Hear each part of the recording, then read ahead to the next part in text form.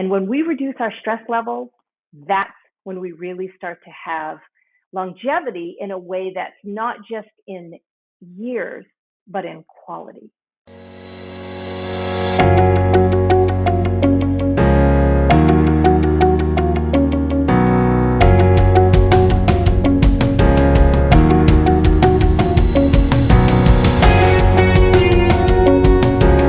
Hi, Stephanie, and welcome to Staying Ageless. Thank you so much for joining us.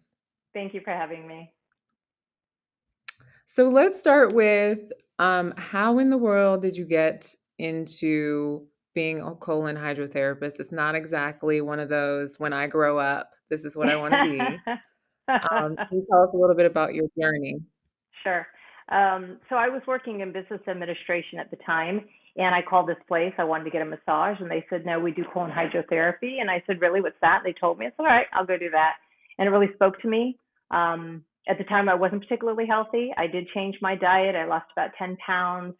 And, after going back a few times, they thought I'd make a good therapist. They offered to train me, and here I am. Wow, that's super cool. And then at what point in your journey, how long have you been doing this? 25 years. Wow. And at what point in your journey did you kind of shift into, I guess, the whole metaphysical colonic thing? Can you explain that? And then also how you got led into doing that? Okay, so let me start by what that is. Metaphysical colon hydrotherapy is the style of healing that I created. And basically, what I do is I work with my clients to really understand the wisdom of their body and work with that wisdom to help them to self heal. So I believe that when the body goes to dysfunction, it's loving us by helping us to wake up to some truths what we may not be very aware of, whether it's on the physical level, emotional, mental, or spiritual. We covered that in each of the sessions. And how I got to that was by doing my own internal healing work. I would never ask any of my clients to do anything that I wouldn't do myself or haven't done. And so as a result of me doing my own work, it just naturally developed in my work with clients. Okay. So, is technically speaking, what are the specific differences from, like, if I'm going to a regular colonic, going to get a regular colonic from going to your place? So a traditional colonic, they're probably going to really focus on diet and, lifestyle. Of course, they're going to hit all the make sure you're drinking enough water and you're eating foods that, are not anti-inflammatory, that are anti-inflammatory and, decongesting for the body, making sure you're exercising, deep breathing, things like that. I cover that as well, but then I will go into really understanding what the body is specifically asking for that person to do. Now, I'm also an intuitive healer. And so at the beginning of my sessions, I actually do a lot of energy work and I'm getting a lot of information about the person. And then I share that with them. And from there, we can start to talk about what's going on. But it's very interesting because a lot of times, if they say something that is the truth, or if I ask them something and they affirm, their body will start to release. So that is the wisdom of the body that is answering Mhm. and really letting the person know, yes, that's absolutely correct. It's a fascinating thing to work with. Yeah, that's super fascinating. Can you speak to the difference between open system, closed system, gravity method, these different things that people use to talk about colonics? Because I think it confuses a lot of people. Yes, absolutely. So I have both systems. I have an open and a closed. The closed system is more passive. The person is lying on a massage table. And my particular style is to fill very gently. Um, so that pressure will continue to increase. The person will probably feel like they have to have a bowel movement right away, and that will continue to increase because we're increasing the internal pressure of the body. But it's why I go so slowly, because I want it to be very safe. When the person feels like they've had enough water, they let me know and I open it up and the water and the waste goes inside of a closed tube through the instrument and out into the sewer. And then we just go back and forth filling and emptying. I give the body plenty of time to fill, plenty of time to empty. With the open system, you're more in a reclining position. It is gravity. So the pressure is going to be higher than the closed system, and that one's more interactive. So when the person feels like releasing, they actually bear down. very similarly to how you would bear Mhm. down when you're trying to have a bowel movement at home. So that one's going to be more like a toilet experience. They're both equally effective. It's really more a matter of preference. Okay. Okay, interesting. And how do you feel about machines? Machines? I feel like I've seen Yeah, I feel like I've seen ones that are more like it's like there's not a colon hydrotherapist in the room, and then there's Oh, water that's that's coming the through this open sort of system. Yeah. So because the open Okay. system is a continuous fill and empty, that one people typically do leave clients on by themselves. Now, that's not my way personally. I don't judge how anybody runs their business. That's their business. But the reason people come to me specifically is for love and nurturing. They're coming to me because they want to really self heal and they want to learn how to do that. And they can't receive any of that if I'm not in the room. It's also, I just feel it's safer Yeah, if I'm in there. If the person, because if you think about it, colon hydrotherapy is a very yeah. vulnerable type of process. And, when somebody feels very vulnerable and something happens and they don't know what's happening, they don't know what to do, it's going to really scare them. And there's just no need for that. So I stay in the room. Yeah, no, I think it's much safer too, so that's great. What would you say is what would you recommend, I guess, as the number of times someone needs to get a colonic? I know it differs for different people, and I have my own answer to this question, but I would like to hear your answer to this question. Yeah, it does differ. So it really just depends on what the person is doing, what their intention is. If somebody is coming in for a cleanse, they may want more sessions than somebody who just, wants to come in once a year or something to clear out. Um, so it really just depends on the person and what their particular needs are. For me, in order to book an appointment, you actually have to fill out a fairly extensive questionnaire because I want to rule out any contraindications and make sure that it's a safe treatment for you to get. But also, I want to be able to really understand what's going on with the person because I like to make some suggestions in terms of diet and hydration and different things before they come in so they can really prepare their body and they're Mhm. able to get the best out of it. It's as effective as it can be. Yeah, no, that's great. I actually really feel like that doesn't happen enough when you go to a colon hydrotherapist. There's not enough like this is what you need to do to prepare or this is what you need to do afterwards. I've for many years I feel like I felt like I was being tossed to the wolves and I didn't know what was about Sure. to happen. So Yeah. that's actually a really good thing. Can you Yeah. Well, talk about some of the contraindications?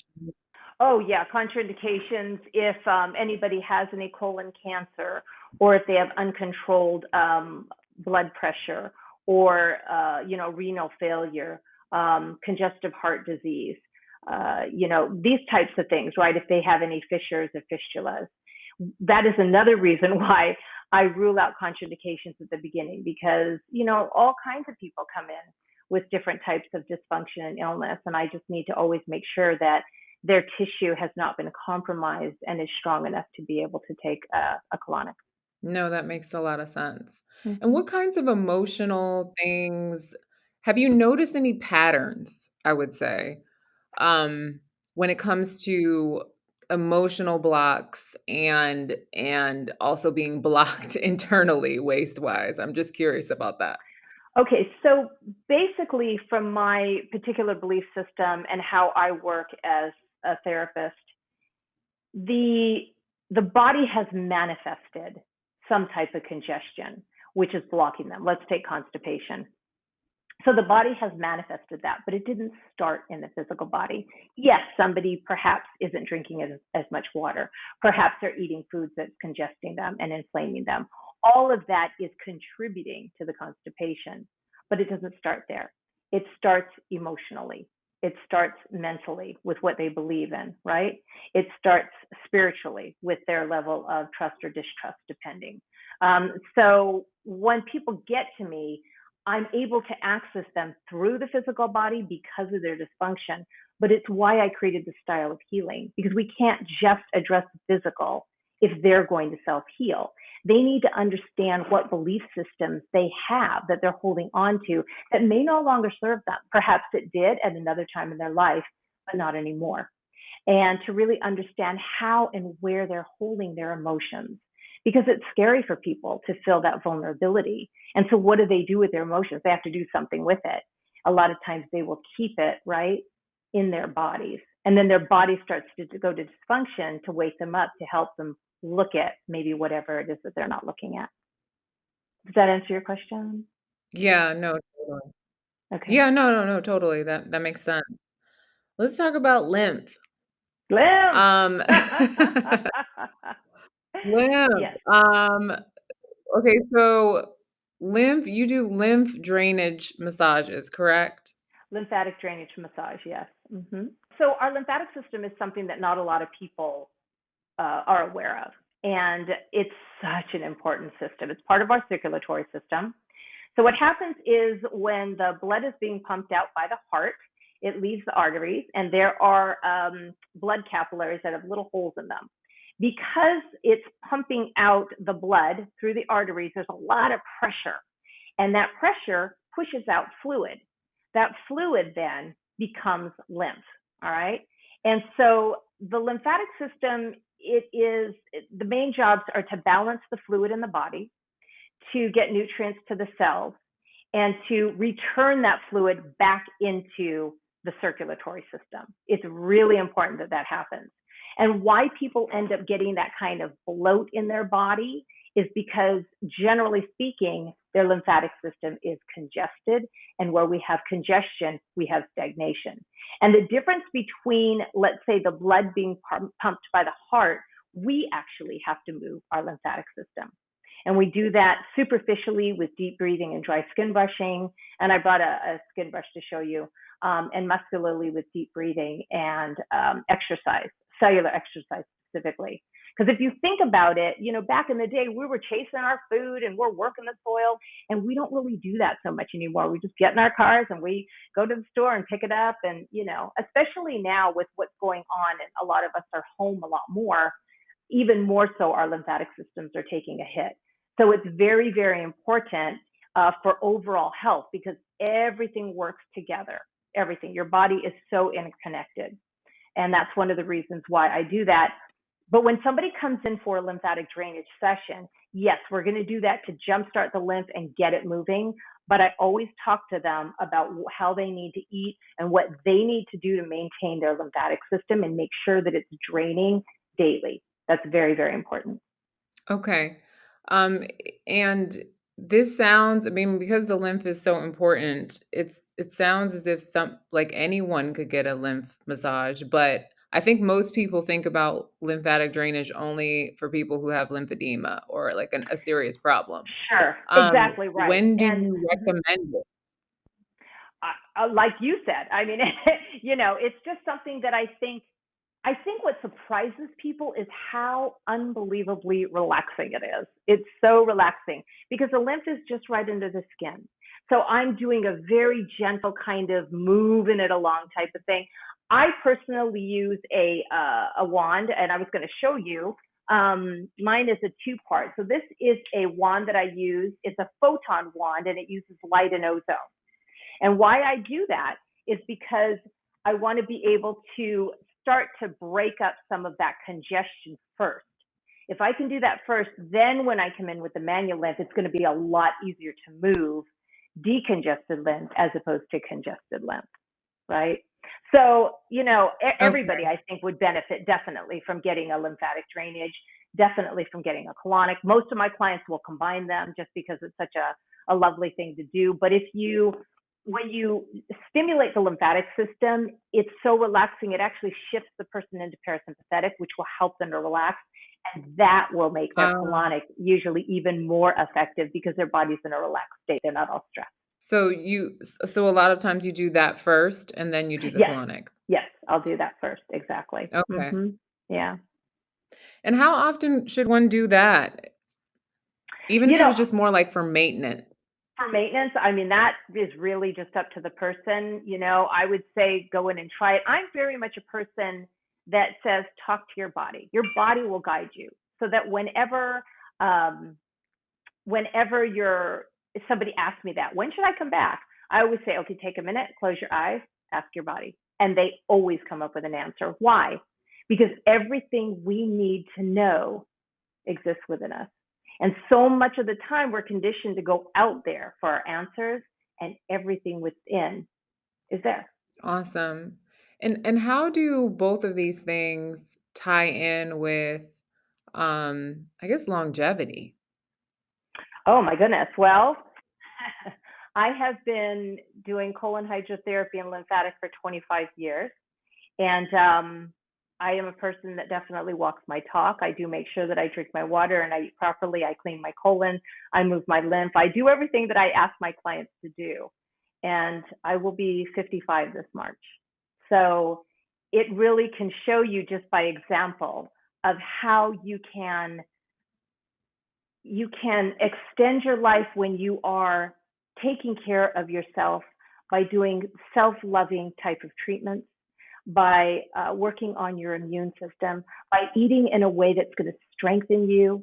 It is a lot. I get it. And a lot of people, when you get stressed out, you've got things to do, you've got to take the kids to school and work and all these things. It can seem like a lot. But when you start to really bring these things in just as part of your lifestyle, and you start to live this way, you start to feel better, you sleep better, you're a lot more calm, you're not as reactive. All of these things are going to reduce your stress levels. And when we reduce our stress levels, Mm, that's when we really start to have longevity in a way that's not just in years, but in quality. definitely. Love it. Love it. Where can people find you online and where can they book an appointment? They can find me at eosucolonics.com.